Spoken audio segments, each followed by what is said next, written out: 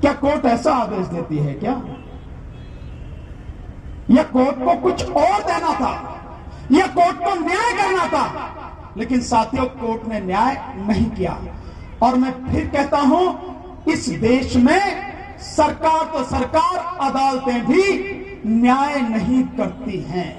लगातार आप मेरी कई वीडियो देखोगे, मैंने बार बार कहा, इस देश की अदालतों पर कम से कम मुझे विश्वास नहीं है, क्योंकि यहां पर न्याय नहीं होता है। मैं कहता हूं, गलत तो नहीं कह रहा था कि घड़ियालू आंसू हैं, मगरमच्छ के आंसू रो रही है सुप्रीम कोर्ट, बल्कि मैं इसीलिए कहता हूं, 12 तारीख को एक बड़ी मौत दिल्ली में हो गई। सुप्रीम कोर्ट की मौत हो गई। वो पहले से ही बीमार थी, लगभग 1 साल पहले से आईसीयू में थी, और अब 12 तारीख को उसकी मौत हो गई। क्योंकि उसे ये बात से चिंता ही नहीं है, कोई सरोकार ही नहीं है, इस देश के लोगों की दिक्कत क्या है।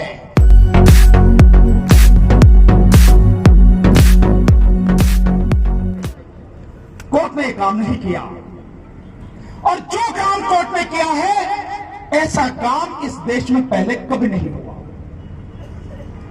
कोर्ट ने जो आदेश पारित किया है, उस आदेश में एक बड़ी मजेदार बात लिखी है। पढ़ने से पता लगता है कि क्या कोर्ट कर रही है। कोर्ट ने कहा, ये कमेटी तो हमने अपने लिए बनाई है, 4 लोगों की कमेटी बनाई। ये 4 वो लोग हैं जो प्रिंट मीडिया में, जो इलेक्ट्रॉनिक मीडिया में, हर जगह इन कानूनों की जो इनकी तरफदारी करते हैं, सरकार की बात को सही मानते हैं, इन कानूनों को सही मानते हैं, और खुली बाजार व्यवस्था का समर्थन करते हैं। ये वो लोग इनकी कमेटी बनाई, जिनमें से एक चले गए, छोड़ दिया उन्होंने, भूपेंद्र सिंह मान साहब ने। और पता क्यों छोड़ा? क्योंकि उनको जो भारतीय किसान यूनियन थी पंजाब में, जिसके ये नेता थे, उन्होंने पहले इनको साथ ही बिठाना बंद कर दिया था, क्योंकि राजनीति कर रहे थे, और अब उसके बाद में उन्होंने निकाल दिया। जब निकाल दिया तो इन्होंने इस कमेटी से भी इस्तीफा दे दिया। 3 लोग रह गए, और उस कमेटी के विषय में कहा है कि इसलिए बनाई है ये कमेटी हमें बताएगी कि इसमें से किस प्रावधान को हटाया जा सकता है। आप समझ रहे इस बात? किस प्रावधान को कानून में से हटाया जा सकता, मतलब संशोधन किया जा सकता है। तो संशोधन करने की बात तो सरकार ही कर रही है, और कोर्ट भी यही बात कर रही है। तो क्या माना जाए कि कोर्ट ने आदेश देने से पहले सरकार से पूछ लिया था कि क्या करें भैया? तो जो सरकार कह रही है वही कोर्ट कह रही है। इसका मतलब यह है कि सरकार के साथ में कोर्ट पूरी मजबूती से खड़ी हुई है, और वही कर रही है जो सरकार चाहती है। तो क्या न्याय मिलेगा? नहीं मिलेगा साथियों। इसलिए मैंने बार बार कहा है, लगातार आप मेरी कई वीडियो देखोगे, मैंने बार बार कहा, इस देश की अदालतों पर कम से कम मुझे विश्वास नहीं है, क्योंकि यहां पर न्याय नहीं होता है। अदालत को वो काम करना था।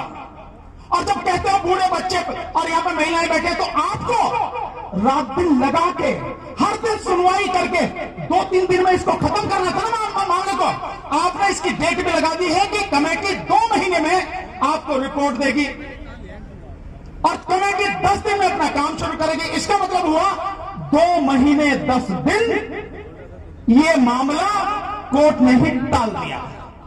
इतना दर्द है अदालत को, इतना दर्द है बच्चों का, बूढ़ों का, महिलाओं का, कि 2 महीने 10 दिन टाल दिया। तो मैं कहता हूं, गलत तो नहीं कह रहा था कि घड़ियालू आंसू हैं, मगरमच्छ के आंसू रो रही है सुप्रीम कोर्ट, बल्कि मैं इसीलिए कहता हूं, 12 तारीख को एक बड़ी मौत दिल्ली में हो गई। सुप्रीम कोर्ट की मौत हो गई। वो पहले से ही बीमार थी, लगभग 1 साल पहले से आईसीयू में थी, और अब 12 तारीख को उसकी मौत हो गई। क्योंकि उसे ये बात से चिंता ही नहीं है, कोई सरोकार ही नहीं है, इस देश के लोगों की दिक्कत क्या है। इस देश के गरीब, मजदूर, किसान किस तरह से जिंदगी बिता रहे हैं, उसे कोई लेना देना नहीं है। उसकी जिम्मेदारी क्या है, कानून सही है या नहीं, इस पर चर्चा करना। और तुम जो काम कर रहे हो वो तुम्हारा काम नहीं है। और मैंने 12 तारीख को यह बात भी कही थी कि हो सकता है ये स्टे जो दिया गया है, ये स्टे भी कहीं इसीलिए तो नहीं दिया गया कि स्टे के बाद में अब गोदी मीडिया हल्ला मचाएगा, भाई अब तो सब कुछ मिल गया किसानों को, कानून रुक गया, और काहे को बैठे यार सर गिरे जाते क्यों नहीं यार, अब भी यही पड़े रहोगे, सबको सब परेशान करके तुमने, जाओ यार उठ के। तो कहीं ऐसा ना हो इस चक्कर में, और अंदर से भी आवाज उठने की हाँ यार स्टे तो हो गया, छोड़ो क्या करोगे, चलो, और आंदोलन खत्म हो जाए। मेरी ये बात आप उस आदेश को पढ़िए, उस आदेश की आखिरी 6 लाइन पढ़िए, 6-7 लाइन, उन लाइनों में यही लिखा है।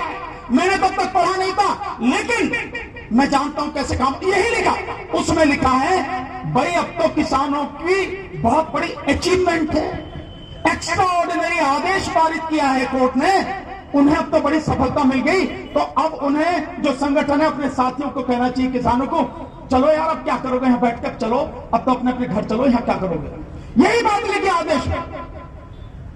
क्या कोर्ट ऐसा आदेश देती है क्या, या कोर्ट को कुछ और देना था, या कोर्ट को न्याय करना था, लेकिन साथियों कोर्ट ने न्याय नहीं किया।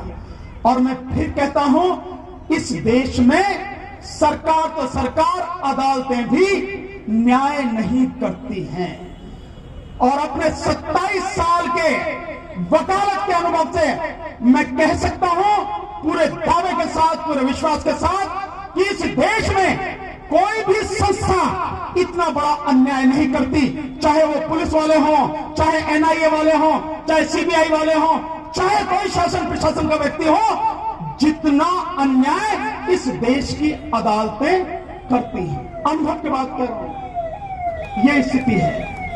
इसलिए साथियों हमारा संघर्ष लंबा चलेगा।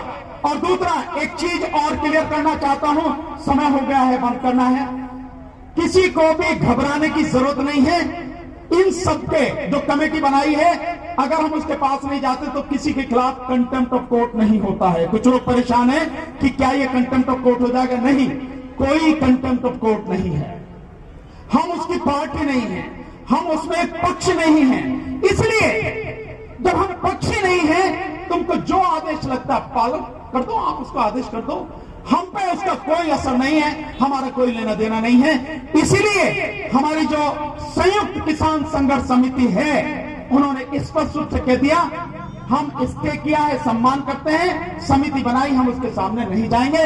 और समिति साथियों निष्पक्ष होनी चाहिए। अगर आप न्याय की बात करते हो तो ना इस पक्ष का हो ना इस पक्ष का, जो व्यक्ति निष्पक्ष हो उनकी कमेटी बनाओ।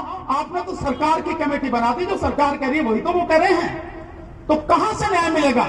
इसलिए न्याय हमें नहीं मिलेगा, लड़ाई हमें लंबी चलेगी, हमें पूरी मजबूती से बिना रुके, बिना थके और बिना 1 मिलीमीटर भी पीछे हटे लगातार जब तक अपने लक्ष्य को प्राप्त नहीं करेंगे लड़ते रहेंगे, और एक दिन इन कानूनों को वापस कराएंगे।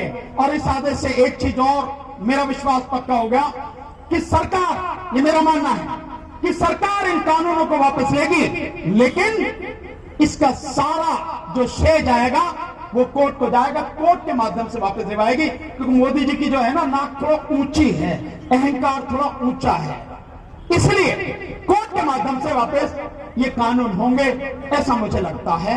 तो साथियों इन्हीं बातों के साथ मुझे समय दिया, बातें और भी हैं, बहुत सी बातें और आपको बतानी हैं, पर कभी आगे बताऊंगा जब समय मिलेगा। लेकिन आपके साथ हर कदम से कदम मिलाते हुए, कंधे से कंधा मिलाते हुए जब तक जीतेंगे नहीं, और मैं तो इससे आगे भी कहता हूं, क्योंकि मैंने तो बार बार कहा है, अगर ये कानून वापस भी हो जाएंगे, होंगे निश्चित रूप से, कानून वापस भी हो जाए, एमएसपी भी कानून बन जाए, तब भी आपकी समस्या का समाधान नहीं होगा। क्यों? क्योंकि जड़ जब तक रहेगी तब तक समस्या बनी रहेगी, और जड़ है बीजेपी सरकार, मोदी सरकार। इसलिए हमारी लड़ाई तो आगे भी चलेगी, जब तक मोदी सरकार को उखाड़ के नहीं फेंक देंगे तब तक हम संघर्ष करते रहेंगे। डरना नहीं है, रुकना नहीं है, घबराना नहीं है, पूरी ताकत के साथ हाथ से हाथ मिला के, कदम से कदम और कंधे से कंधा मिला के लड़ते रहेंगे। जब तक जीतेंगे तब तक लड़ते रहेंगे। बहुत बहुत शुक्रिया साथियों। बोले सोनिहाल, बोले सोनिहाल। वाहेगुरु जी का खालसा वाहेगुरु जी की फतेह।